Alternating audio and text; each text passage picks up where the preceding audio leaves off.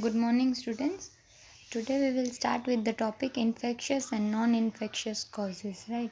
Last time we have studied that causes of the disease. There are various causes of the particular disease.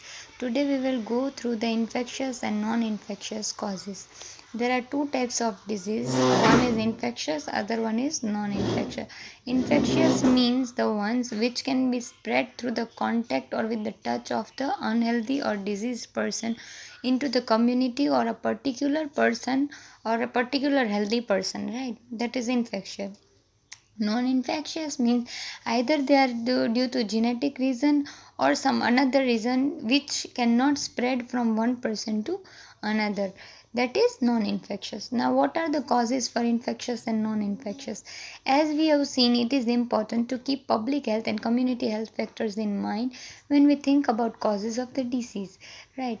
Important to keep public health and community health factors in mind when we are studying about infectious and non-infectious causes or disease. We have to keep in mind about the public health, that is the public, and the community, the whole community, their health factors we should keep in mind when we are talking about the cause of the disease. Cause of the disease means through which the disease occurs, the reason of that particular disease. We can take the approach a little further. It is useful to think of an immediate cause of the disease belonging to two distinct types. One group is this the infectious agent, mostly the microbes or the microorganism. Either microbes are responsible for the cause of infectious disease or the particular microorganisms are responsible for the cause of disease. Disease where microbes are the immediate causes are called infectious disease. What are infectious disease? Disease where microbes are the immediate causes.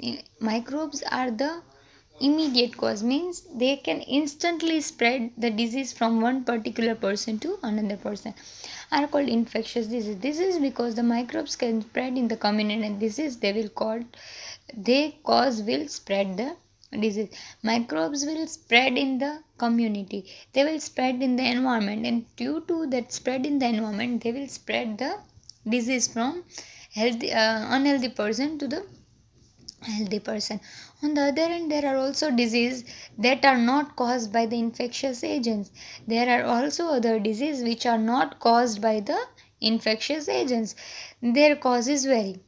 The cause of the non-infectious disease are different from individual to individual. There is quite variation, right?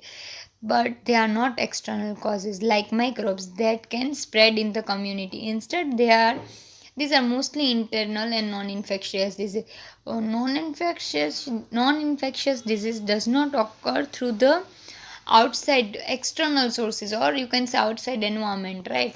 It is occurring because of the internal problems of that particular person. For example, some cancers are caused by the genetic abnormalities. Cancer is a non-infectious disease. It is occurring because of the mutation in the gene that causes the abnormal growth of the cells, and due to abnormal growth of the cells it will form a tumor, and that tumor is a tumor of cancer. So it is a genetic abnormality. High blood pressure is either due to that particular person's excessive weight, lack of exercise, the type of diet are responsible for the blood pressure. You can think of many other diseases where the immediate cause will not be infectious. Cause of disease, infectious disease is not infectious. Non-infectious disease, the cause is not immediate. It will not spread directly from one person to another. The ways in which disease spread and the ways in which they can be treated and prevented at the community level would be different for different diseases. Obviously, the various diseases have various causes, and that's why, because of that various causes, the way of prevention is also different. Different diseases have different causes. One is occurring due to the contaminated water, other is occurring due to genetic abnormality, other disease is occurring due to contaminated food. So we have to particularly stop the cause of that particular disease. If we will able to know the cause of disease, we would be able to know the guideline for the prevention of that particular disease in the community. So the cause of disease is very important to stop or to prevent the spread of the disease. This would depend a lot on whether the immediate cause are infection or infectious or non-infectious. Now we will learn in detail about infectious disease, in which first of all we will learn about the agents. Agents means the vectors, those who are causing the disease. We have seen that the entire diversity seen in the living world can be classified into a few groups. This classification is based on the common characteristics between different organisms. Organisms that can cause disease are found in wide range of such categories of classification. Some of them are virus, some are bacteria, some are fungi, some are single-celled animals or protozoans. Some diseases are also caused by multicellular organisms such as worms of different kind.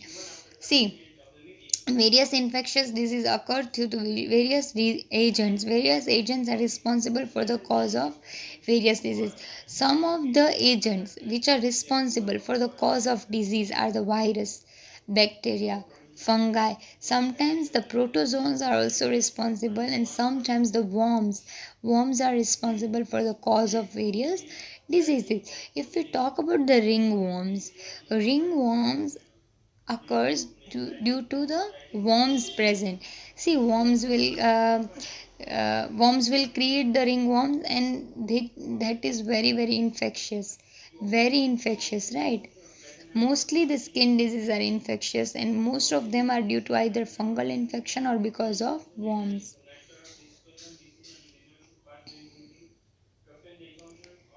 Common example of disease caused by viruses. The common example, then we will book have given the various example for the viral infections which are very infectious.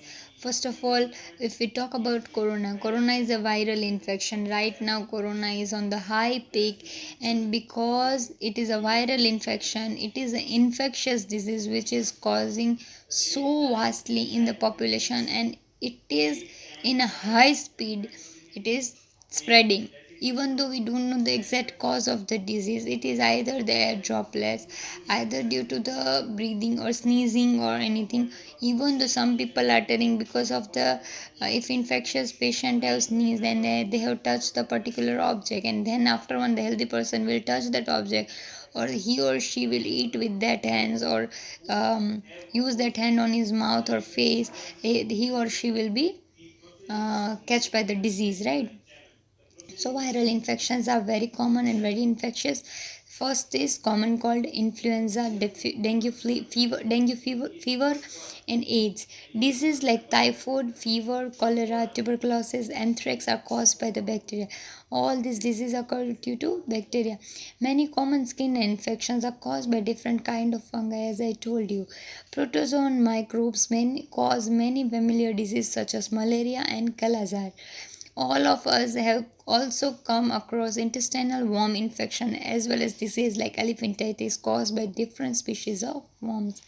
See, we know very well that common cold is very cold. If one person is having cold, that means sneezing or yes, coughing or sneezing, and another person sitting close to them, they can be easily infected by the common cold.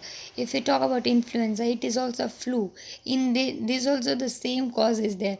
Dengue fever is also very infectious. It is also caused by the close contact patient. If we talk about AIDS, see, AIDS is not a disease which is caused by just a normal touch, right?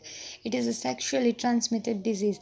If we talk about disease like typhoid fever, cholera, tuberculosis, and anthrax, these or disease can be caused from, sometimes these are caused by the contaminated water and food, and even though they are caused by the fecal waste of the diseased person to the healthy person. Skin infections are very mostly they are fungal infection, and they can be spread through the even the clothes. They can be spread through the touch, normal touch, by using the things which were used by the patient. They can be spread. Protozoan microbe caused by family malaria. If we talk about malaria, in malaria the mosquito is the responsible for the cause of malaria, but mosquito is a vector of the spread of the disease from unhealthy to healthy person, right? If we talk about intestinal worms, disease like elephantitis, they are the elephantitis means the it is caused by the worms, and in elephantitis the leg infection would be seen, legs will become double in size. Why is it important that we think of these categories of the infectious disease agents? The answer is that these categories are an important factor in deciding what kind of treatment to use. See, if we talk about bacterial infection, if someone is having bacterial infection, particular antibiotic coverage will work for that disease, but that antibiotic will not work for the viral infection. You, for viral infection, you have to give the antivirals. If we talk about penicillin, penicillin can work on the typhoid, cholera, malaria, malaria nahi, typhoid, cholera and all that, but it won't work for the common cold and influenza, because there the doctor have to give the antiviral drugs. So if we know the cause of the particular disease, we would be able to make out, or we can see for further for the treatment, right? So for the treatment, the cause is very important. Members of each one of this group, virus, bacteria and so on, have many biological characteristics in common. All viruses, for example, live inside the host cell, whereas bacteria very rarely do. While worms multiply very slowly in comparison, taxonomically all bacteria are closely related to each other than to virus and vice versa. This means that many important life processes are similar in the bacteria group but are not shared with the virus group. See, bacteria and virus are very different from each other. Bacteria are alive in the outer environment also, and they are alive in inner environment also. But if we talk about viruses are not alive in the outer environment. Once they enter the body of the host, they are active and they will try to multiply, and they will multiply there, and they will take the host body as a, they will actually viruses are the parasite, you can say they are parasite. They depend on host for their nutrition, and they will always harm the host. Clear? This means that many important life processes are similar in bacteria group but are not shared in the virus group. As a result, drugs that block one of these life processes in one member of the group is likely to be effective against many other members of the group. But the same drug will not act or work against the microbe belonging to the different group, right? One medicine is, as I told you, for example, I told you about the uh, penicillin. Penicillin is an antibiotic which will work against the bacteria, but it will not work against the viruses. Virus, you need antiviral drugs. As an example, let us take antibiotic. They commonly block biochemical pathway important for bacteria. Many bacteria, for example, make a cell wall to protect themselves. The antibiotic penicillin block the bacterial process that build the cell wall. See, if we talk about penicillin, it is the antibiotic which blocks the cell wall formation of that particular bacteria. And cell wall is the protective wall of the bacteria to protect themselves from the outer environment. Now, this penicillin will block that particular wall only. It won't allow bacteria to grow that cell wall. If that cell wall will not grow, that particular bacteria won't be protected, right? So this is the pathway, this is the biochemical reaction occurring in the bacterial life cycle during the cause of the disease. But antibiotic will block that only, and it will not allow that particular bacteria to grow in the body and spread the disease. As a result, the growing bacteria become unable to make cell wall and die easily. Human cells don't make a cell wall anyway, so penicillin cannot have such an effect on us. That such an effect on penicillin will have this effect on any bacteria that use such process for making solvent. Similarly, many antibiotics work against many species of bacteria rather than simply working against the one, because the main life cycle, the way of living of bacteria are the same. So mostly every medicine, every antibiotic will work on the most of the bacteria. Some bacteria are living the different lifestyle on them, that won't be working. But viruses do not use this pathway at all, and there is a reason why antibiotics do not work against the viral infection. If we have common cold, taking antibiotic does not reduce the severity or duration of the disease. However, if we also get a bacterial infection along with viral cold, taking antibiotic will help. Even then, the antibiotic Even then the antibiotic will work only against the bacterial part of infection and not the viral part of infection. Many a times you have seen when you visit a doctor will give you one medicine, even and they will tell you to do the follow up after 5 to 6 days. When you will back to that doctor and you will tell that there is no difference in your situation, you are having same problem right now also, then they will change the medicine. At that time some people will say doctor ને કાંઈ નથી આવડતું, આમ નામ બસ દવા બદલા કરે છે, પ્રયોગ કરે છે. But it's not like that.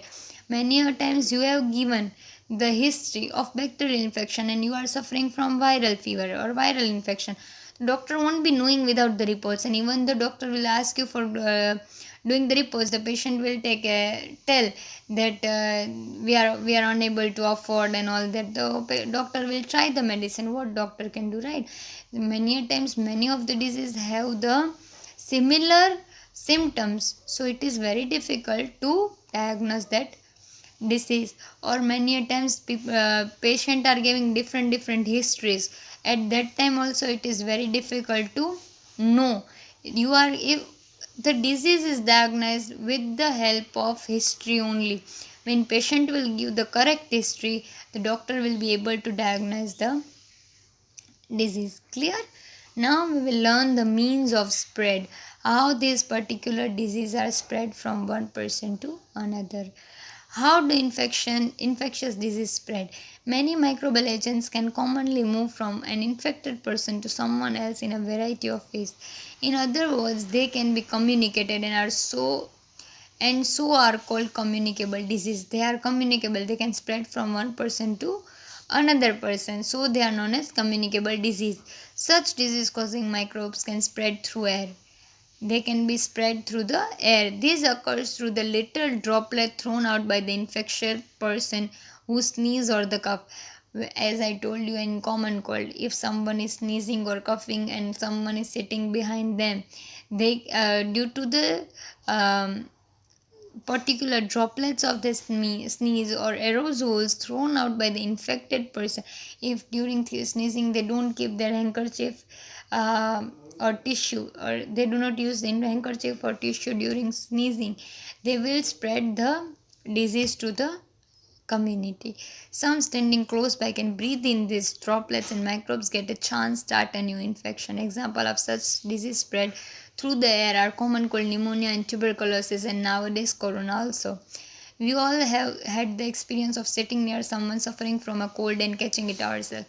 When you will go to school, many a times during school days, if your friend is having cold or common cold, then you have maximum chances to catch that